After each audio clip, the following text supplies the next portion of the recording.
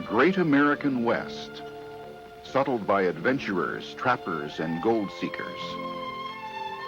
And then in the 1840s, 50s, and 60s by farmers and ranchers.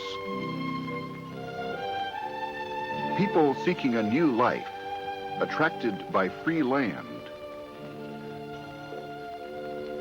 Life was hard for the settlers. Farming wasn't the same as it was in the East. The land was dry, the climate often harsh. Rain needed for crops came too soon, too much, or too little, too late. Rainfall could not be counted on to mature crops. The land that seemed to be free proved to be very costly. But some settlers learned to survive. Hard-working farmers began to irrigate. Simple diversions from nearby creeks to soften the ground, make plowing easier, and bring the crops to maturity. In Utah and California, settlers working together dug ditches and brought water longer distances. They showed others that it could be done. Old wooden flumes, bringing water down from the hills to wash for gold, were sometimes converted to irrigation. Irrigation spread, but only in the best valleys, from Mexico to Canada. Small settlements appeared, living on the brink of disaster, for there were wet and dry years. Sometimes the creeks would go dry in the summer. Even great rivers were reduced to a trickle. There was drought, blowing sand. The promise of the new land, a new life, too often went unfulfilled. It was Major John Wesley Powell, adventurer, explorer, and a natural scientist, who alerted the nation to the problems and the promise of the West. In 1869, Powell boated down the unknown Colorado River and became a national hero.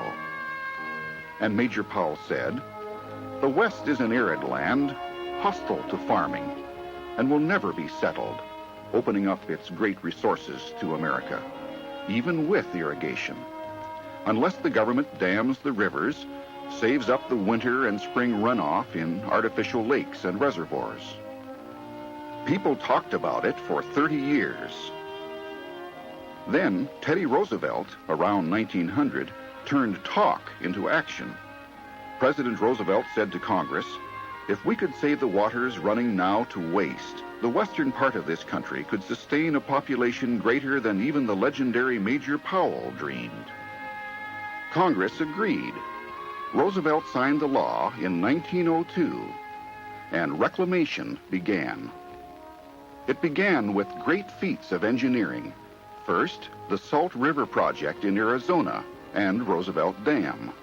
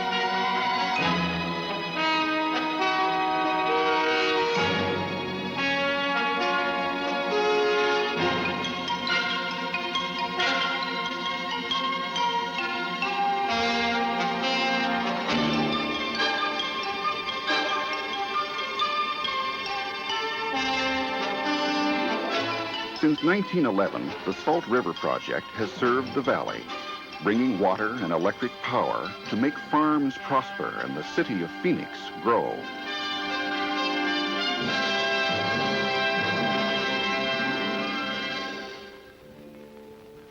In the Imperial Valley near Mexico, settlers had another problem.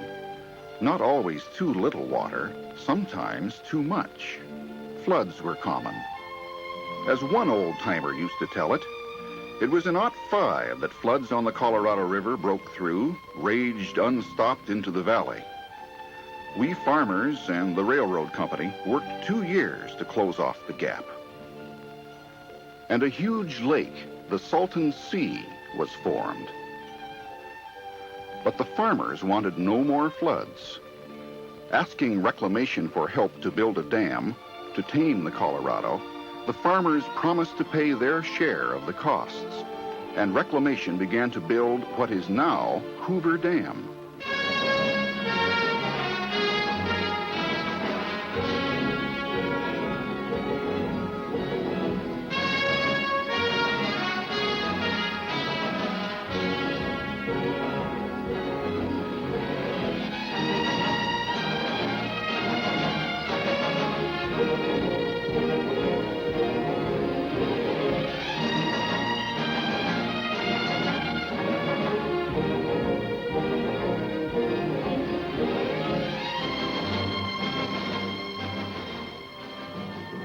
In other areas, there were other water problems.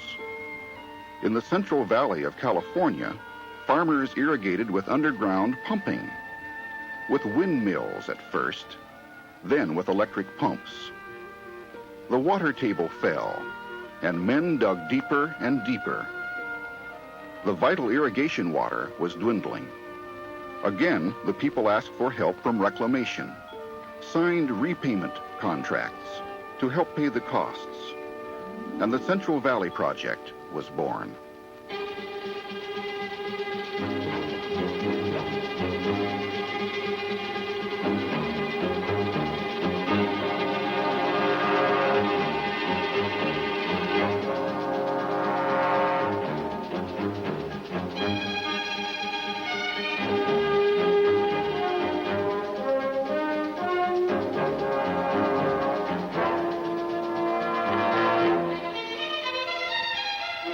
Over the years, other great multiple-purpose projects, dams and canals, were built to solve many kinds of water problems.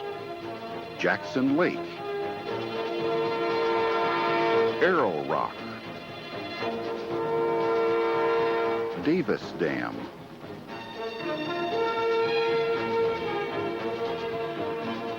Grand Coulee,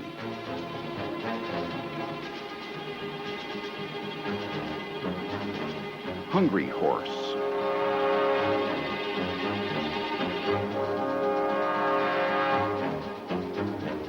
Glen Canyon. These are just a few of the dams, great and small, designed and built to meet the needs of people.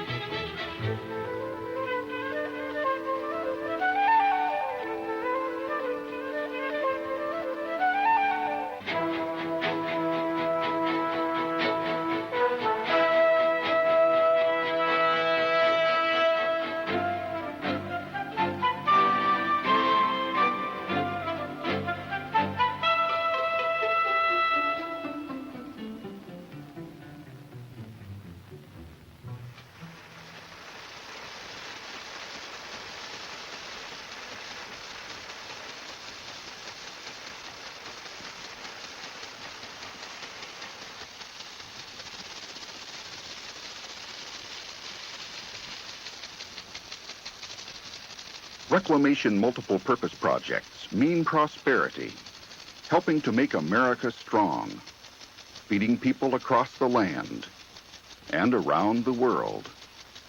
In our orchards here, we have both overhead and trickle irrigation. The overhead has multiple uses. We use it for primarily irrigation. Secondary things are frost control and summer heat suppression. Also, they can be used for insecticide applications and fertilizer. We came in here in 1956 from western Oklahoma, and very dry, arid country, and right in the bottom of a drought at that time. So this thing has always excited me quite a bit. When you can put water on when you want it and the amounts you want, it's something special.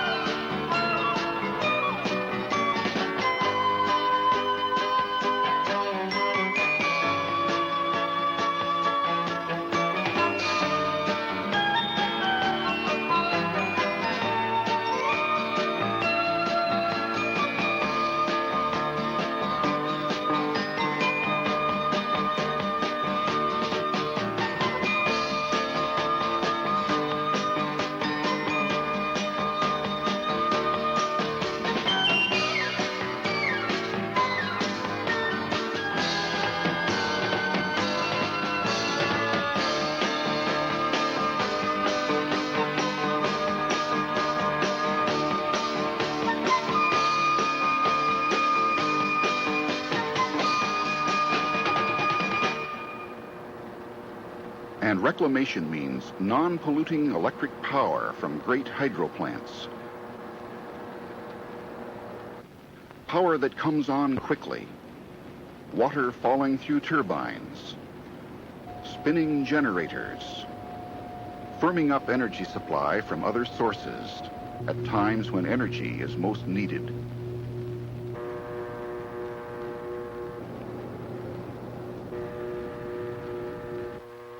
Transmission lines link reclamation hydroplants in a great network, providing power to cities and industry as well as farms.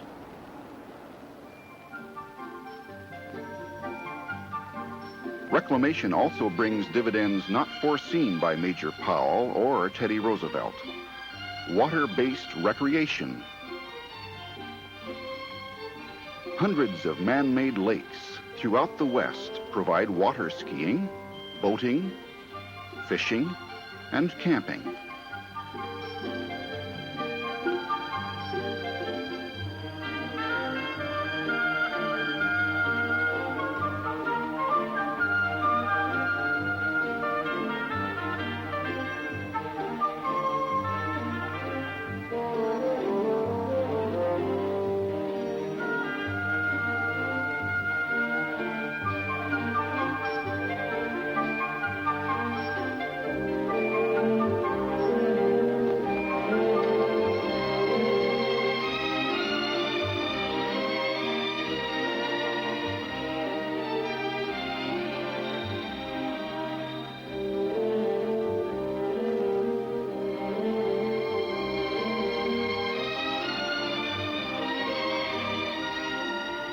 And the lakes are homes for wildlife.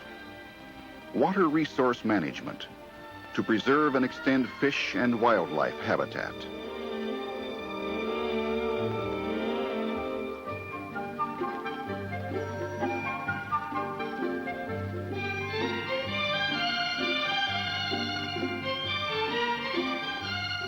Engineers and ecologists work together to preserve spawning areas, adding gravel to great canals, simulating natural streams where salmon breed.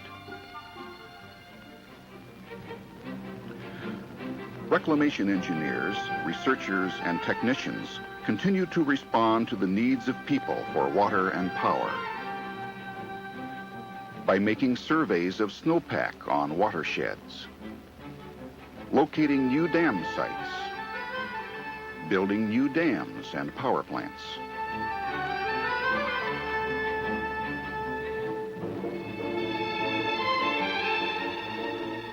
New sources of water and power are being explored to meet future requirements. Here, from deep within the earth, hot geothermal brines are brought to the surface to produce both power and fresh water. Cloud seeding can increase rain and snowfall, adding to the snowpack and spring runoff to fill storage reservoirs.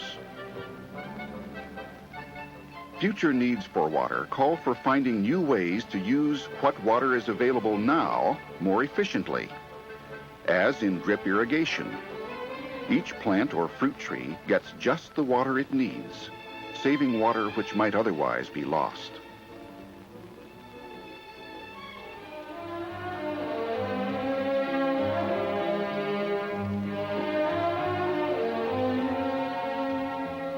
All of this is part of a modern plan for total water management of all our western water resources.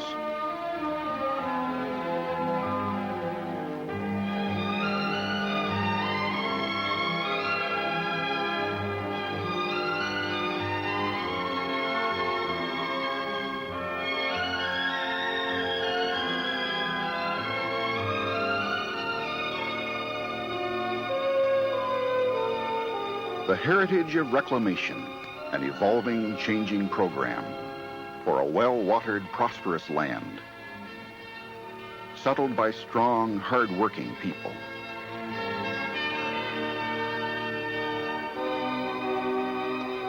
Multiple-purpose projects built by the Bureau of Reclamation of the Department of the Interior as directed by the Congress in response to the people. Projects which add strength to the nation through the miracle of water.